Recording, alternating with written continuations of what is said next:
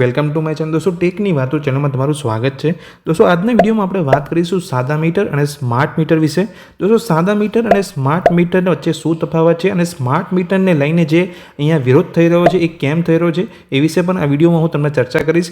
જો દોસ્તો આ જ પ્રકારના વિડીયો મેળવવા માંગતા હોય તો સૌપ્રથમ મારી ચેનલને સબસ્ક્રાઇબ કરી લેજો। ચાલો શરૂ કરીએ। તો દોસ્તો વાત કરીએ કે જે સ્માર્ટ મીટરને લઈને જે વિરોધ થઈ રહ્યો છે એ વિશે। તો સ્માર્ટ મીટરની જે શરૂઆત જે ગુજરાતમાં થઈ એ ક્યારે થઈ એ વિશે પણ જાણવું બહુ જરૂરી છે।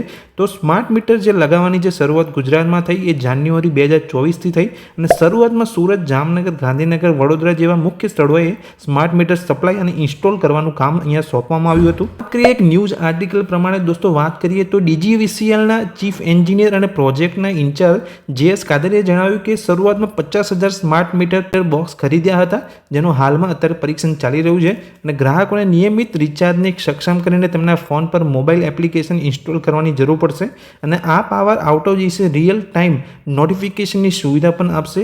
ફોન પોઈન્ટલેસ અને રિપેર સમયનો અંદાજ પણ કઢાશે। તેમણે ઉમેર્યું હતું કે રિચાર્જ જો અહીંયા પતી જશે તો પણ અહીંયા તમારો જે પાવર સપ્લાય છે 8 થી 10 કલાક સુધી ચાલુ રહેશે। દોસ્તો વાત કરીએ સ્માર્ટ મીટરની જે અંદાજિત જે કિંમત હતી એ 6,000 રૂપિયા હતી, પણ જે ગ્રાહકોને અત્યારે મફત આપવામાં આવશે।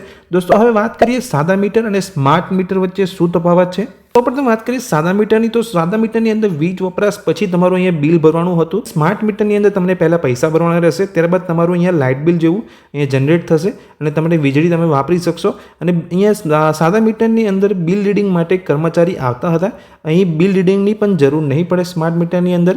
એ સાદા મીટરની અંદર બિલ આવે ત્યારે તમારે પૈસા ભરવાના રહેતા હતા, ત્યારે જ્યારે અહીંયા સ્માર્ટ મીટરની અંદર તમારે પહેલેથી જ રિચાર્જ કરવું પડશે।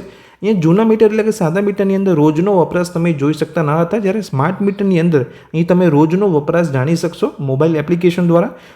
અહીંયા સાદા મીટરની અંદર જો બિલ લેટ ભરો તો પણ વીજળી ચાલુ રહેતી હતી, જ્યારે અહીંયા તમે જો રિચાર્જ પતી જશે સ્માર્ટ મીટરની અંદર તો તમારી વીજળી અહીંયા બંધ થઈ જશે। વીજ ચોરી થઈ શકતી હતી સાદા મીટરની અંદર, જ્યારે અહીંયા સ્માર્ટ મીટરની અંદર કોઈ ચાન્સ નથી।